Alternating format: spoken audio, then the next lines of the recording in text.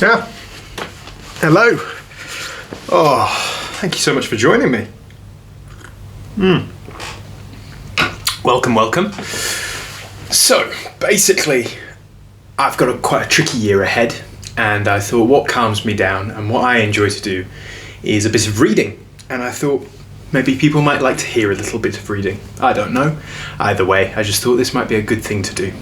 So I was going to read just a chapter from The Hobbit originally, but then I looked at it and it's quite long, and I thought, people might get bored of hearing my voice for too long. So I thought I'd take it easy, start slow, and went for the next best thing, which is The Lion, the Witch and the Wardrobe. This is a fantastic little book and much easier to digest. So yeah, thank you for joining me. I recommend just take a quick break out of your day, relax, get a cup of tea or whatever beverage suits you, and enjoy, and we'll begin. Lovely, let's get going. I might just read the dedication as well, because I love it. He writes, "My dear Lucy, I wrote this story for you, but when I began it I had not realised that girls grow quicker than books. As a result, you are already too old for fairy tales, and by the time it is printed and bound, you will be older still.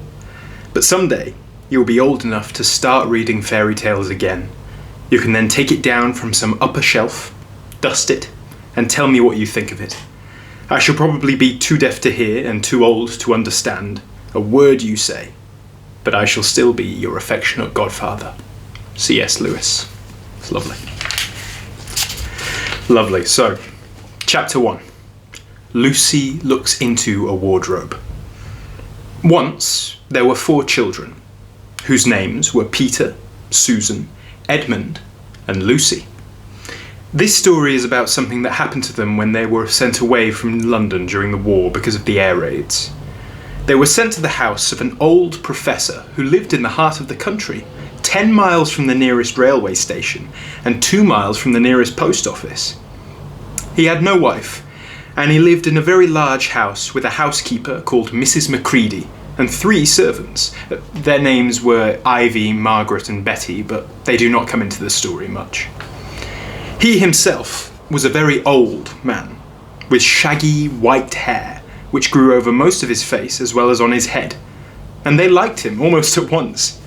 But on the first evening, when he came out to meet them at the front door, he was so odd-looking that Lucy, who was the youngest, was a little afraid of him, and Edmund, who was the next youngest, wanted to laugh and had to keep on pretending he was blowing his nose to hide it.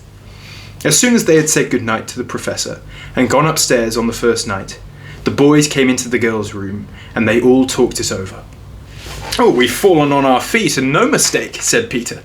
"This is going to be perfectly splendid. That old chap will let us do anything we like." "I think he's an old dear," said Susan. "Ah, come off it," said Edmund, who was tired and pretending not to be tired, which always made him bad-tempered. "Don't go talking like that." "Like what?" said Susan. "And anyway, it's time you were in bed." "Trying to talk like mother," said Edmund. "And who are you to say when I'm to go to bed? Go to bed yourself." "Hadn't we all better go to bed?" said Lucy. "There's sure to be a row if we're heard talking here." "No, there won't," said Peter. "I tell you, this is the sort of house where no one's going to mind what we do. Anyway, they won't hear us. It's about 10 minutes walk from here to down to that dining room, and any amount of stairs and passages in between." "What's that noise?" said Lucy suddenly.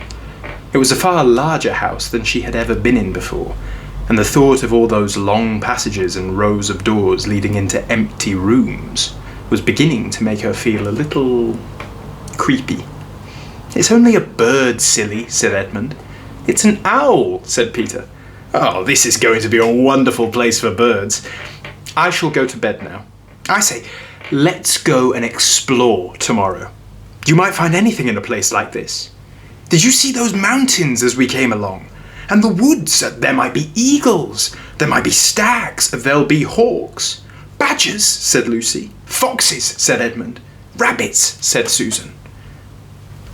But when the next morning came, there was a steady rain falling, so thick that when you looked out of the window, you could see neither the mountains nor the woods, nor even the stream in the garden. Of course it would be raining, said Edmund.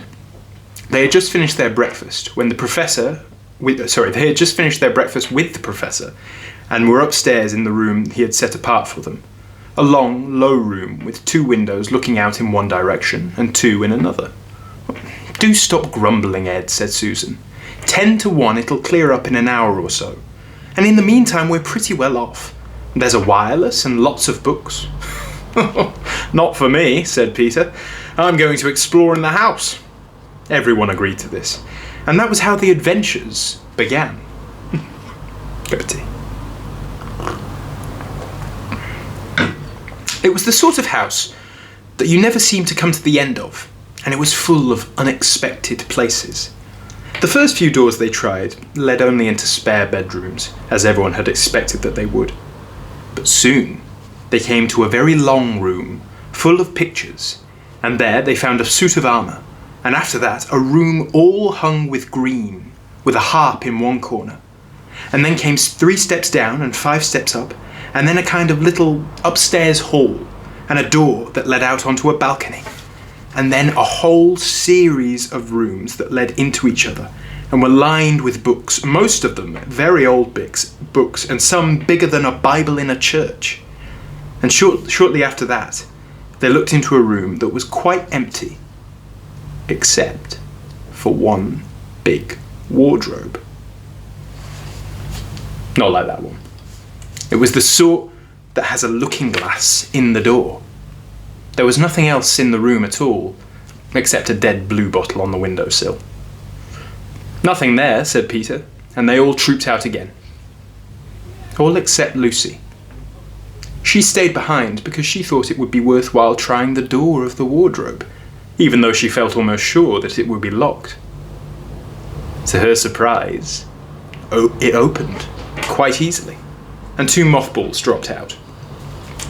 Looking into the inside, she saw several coats hanging up, mostly long fur coats. There was nothing Lucy liked so much as the smell and feel of fur. She immediately stepped into the wardrobe and got in among the coats and rubbed her faces against them, leaving the door open, of course, because she knew that it is very foolish to shut oneself into any wardrobe. Soon she went further in and found that there was a second row of coats hanging up behind the first one. It was almost quite dark in there, and she kept her arms stretched out in front of her so as not to bump her face into the back of the wardrobe. She took a further step in, then 2 or 3 steps, always expecting to feel the woodwork against the tips of her fingers. But she could not feel it. Well, this must be a simply enormous wardrobe, thought Lucy, going still further in and pushing the soft folds of the coat aside to make room for her. Then she noticed that there was something crunching under her feet. I wonder, is that more mothballs, she thought, stooping down to feel it with her hand. But instead of feeling the hard, smooth wood of the floor of the wardrobe, she felt something soft and powdery and extremely cold.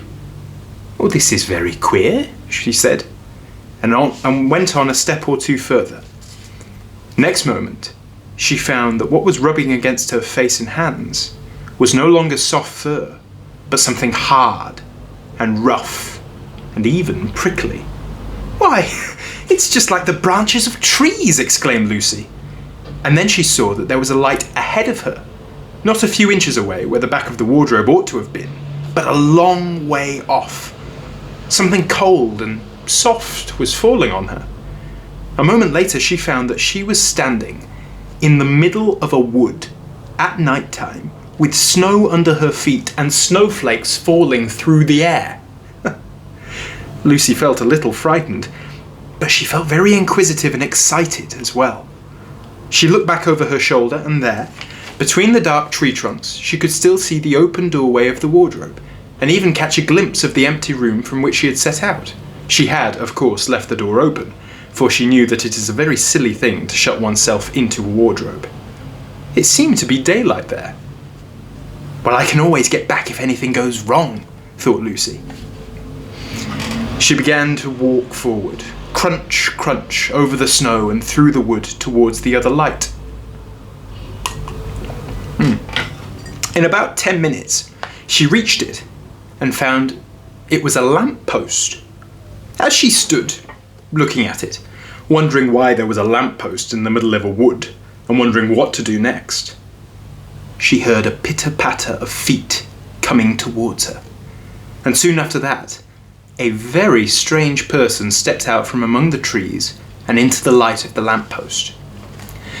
He was only a little taller than Lucy herself, and he carried over his head an umbrella, white with snow. From the waist upwards, he was like a man, but his legs were shaped like a goat's. The hair on them was glossy black, and instead of feet, he had a goat's hooves. He also had a tail, but Lucy did not notice this at first because it was neatly caught up over the arm that held the umbrella, so as to keep it from trailing in the snow. He had a red woolen muffler round his neck, and his skin was rather reddish too. He had a strange but pleasant little face, with a short pointed beard and curly hair, and out of the hair there stuck 2 horns, one on each side of his forehead. One of his hands, as I have said, held the umbrella. In the other arm, he carried several brown paper parcels. What with the parcels and the snow, it looked just as if he had been doing his Christmas shopping. He was a faun. And when he saw Lucy, he gave such a start of surprise that he dropped all his parcels. "Oh, goodness gracious me!" exclaimed the faun. And I'm afraid there we will have to leave it, as that's the end of the chapter. But if you'd like to find out what Lucy found there, you could join us next time for chapter 2, entitled What Lucy Found There. But thank you so much for joining me. I hope you did enjoy it. If you didn't, don't worry, you don't have to come back. But yeah, I just hope this was a good break in the middle of the day for you. It certainly was for me. I hope you enjoy the rest of your day. Bye bye.